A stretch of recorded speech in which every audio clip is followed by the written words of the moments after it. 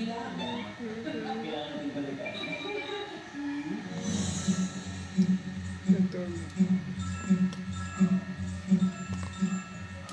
Five serious relationships. Yeah, Okay. right. Ikaw ang iniwan o ikaw nang iwan? Confession time. Yung mga iba po na sila yung iba, meron din ba na ako yung iba? Madali ka ba umiyak? Oo, iyak na ako. Magaling na siya umiyak. Guys,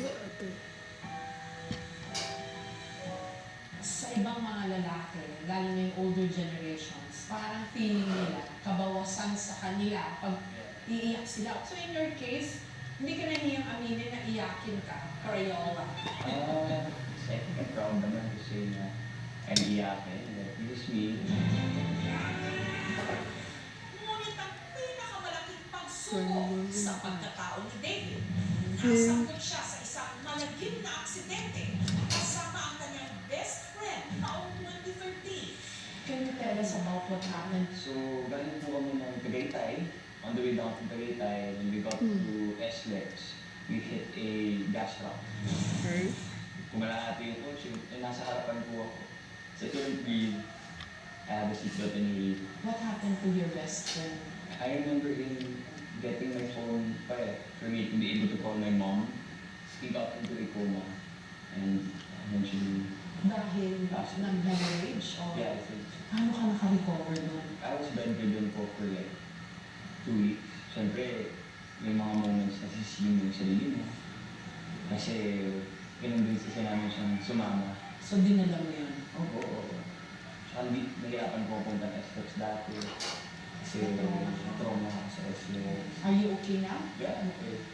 Ang pangalawang buhay ni David, utang raw niya sa isang guardian angel. Pagbata ako, hindi ko seatbelt kasi parang hassle. And then, di ba po may parking boy? Tapos yung parking boy, for some reason, weirdly enough, nandun siya sa side ko. Hindi naman po kayo nag-drive. And then, sabi niya sa akin, Sir, seatbelt po ah.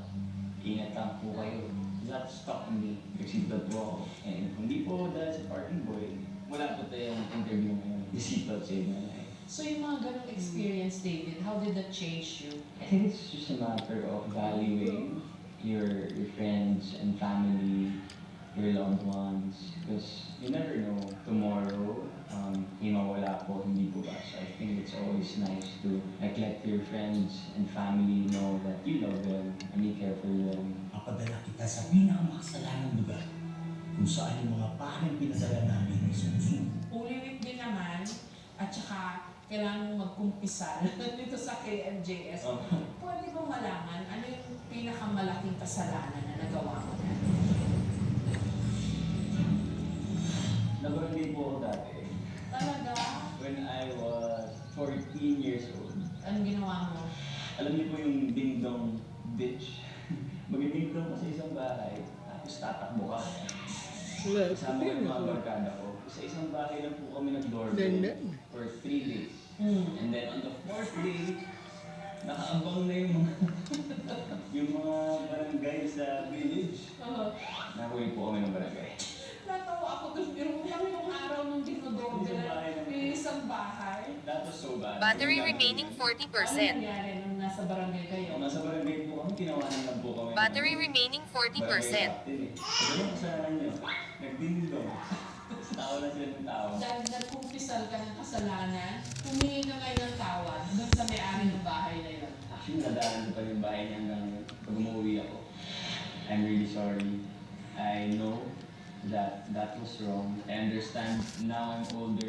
I'm really sorry. Happy ako talaga sa paggawa ng tama, eh. No? Maliban sa pagiging aktor, si David, isa ring negosyante. Meron siyang mga restaurant at cafe. Ako po yung nag-start ng lahat. Yung Sobra Cafe, we have 2 branches na. So that started during the pandemic. I was just looking at food photos on Instagram. Sabi ko, pwede ko itong gawin. Ako po yung nag-pack ng food. So you're hands-on? Pogi, may nag-text sa'yo.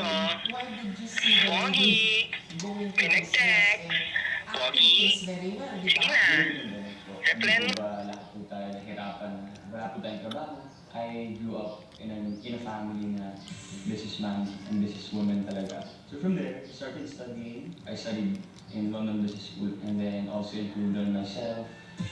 Binisita namin ni David ang isa sa kanyang mga kainan dito sa Quezon City. Ilan nga uli restaurants mo, David? 5. Wow!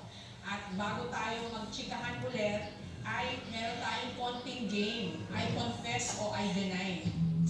I confess, you pop the green balloon. Pagka you deny, yung red balloon. Okay? David, mangumpisal ka na.